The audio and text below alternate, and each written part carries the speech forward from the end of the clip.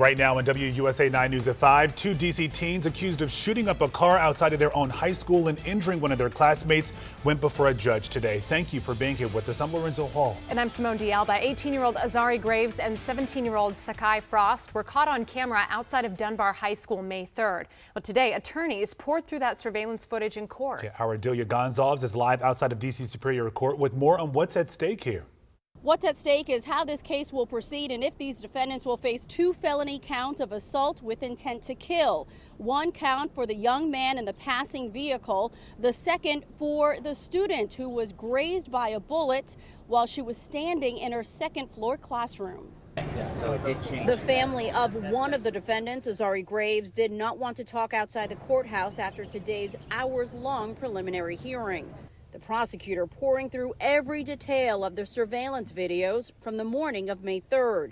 That's when police say Dunbar High School seniors Azari Graves, 18 years old, and Sakai Frost, 17, who's being charged as an adult, were caught on camera shooting at a passing car.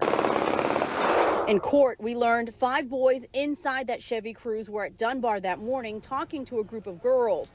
The boys drove off but were called back. When they returned, prosecutors say the defendants opened fire. 22 shell casings were recovered on the ground, 6 bullet holes on the high school building, 1 bullet piercing through the window and grazing a student's head. Court documents reveal her teacher immediately saw blood pouring from the wound. Defense attorneys argue there is no evidence the defendants intended to harm the student in the classroom. The defense also argued the judge should agree with the original ruling by another judge and find no probable cause to charge the pair with a second count of assault with intent to kill. But the prosecution says the evidence shows the 2 defendants shot toward the high school and at the car with a young man in it.